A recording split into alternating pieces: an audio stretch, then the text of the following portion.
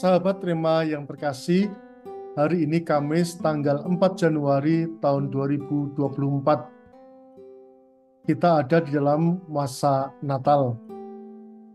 Renungan kita hari ini akan kita ambil dari Injil Yohanes bab 1 ayat 35 sampai dengan ayat 42. Tema renungan kita adalah datang dan tinggal.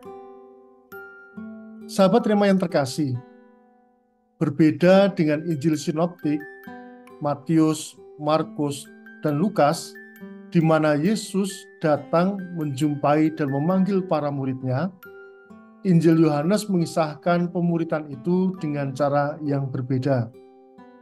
Para murid datang kepada Yesus berkat kesaksian orang-orang lain.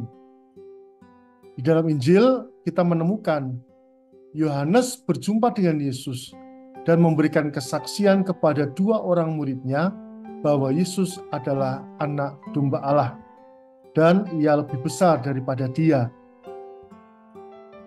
Andreas, salah seorang murid tadi, berjumpa dengan Yesus dan tinggal bersama dengan Yesus, dan ia memberikan kesaksian kepada saudaranya Simon dan mengenalkan Yesus sebagai Mesias atau yang disebut sebagai Kristus.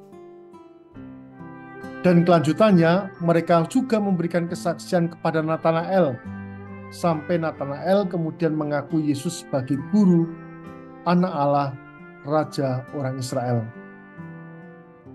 Semakin lama tinggal bersama dengan Yesus, semakin mengenal Yesus, para murid semakin menemukan bahwa pribadi Yesus lebih dari sekedar pribadi yang ia kenal selama ini.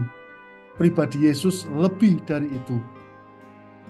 Dan pengenalan itu akan menjadi semakin sempurna ketika mereka menjumpai Yesus yang bangkit dari antara orang mati.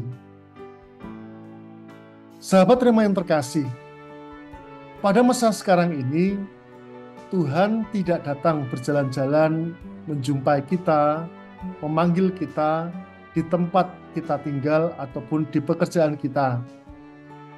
Dan pengalaman akan Tuhan itu juga semakin tidak mudah dialami oleh orang-orang modern yang cerdik dan pandai di dalam sains, apalagi oleh generasi-generasi muda sekarang ini.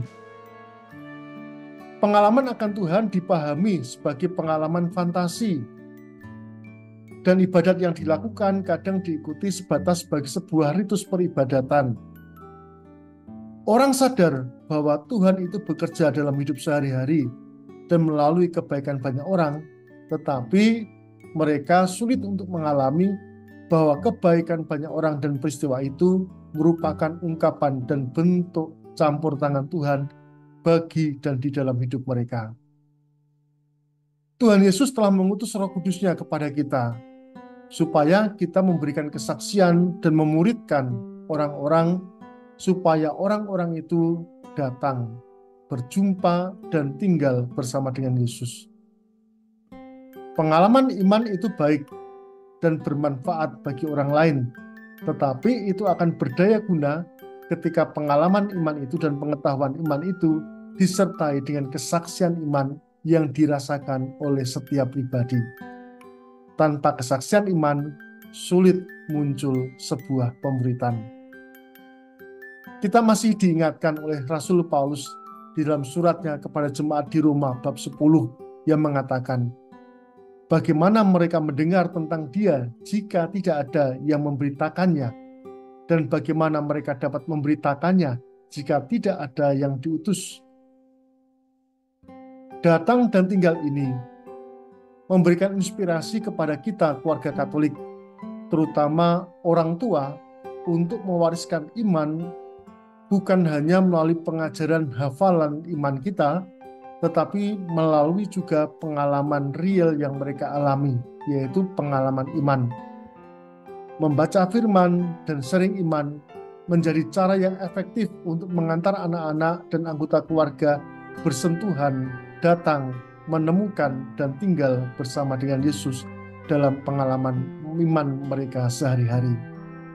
Sharing iman ini pun dapat kita berikan kepada orang-orang lain yang kita kenal, para sahabat kita, orang-orang yang berkumpul dengan kita, ataupun rekan-rekan kita di dalam pekerjaan. Sahabat Rema yang terkasih, marilah kita sebagai saksi iman terlebih dahulu datang menjumpai dan tinggal bersama Yesus. Dan seraya kita tinggal bersama dengan Yesus, kita juga diundang untuk berani memberikan kesaksian kepada orang-orang lain, supaya mereka pun tertarik untuk datang, berjumpa, dan tinggal bersama dengan Yesus. Semoga Tuhan memberkati keluarga kita, Bapa, Putra, dan Roh Kudus. Amin. Keluarga Kudus, Yesus, Maria, dan Yusuf, doakanlah kami. Amin.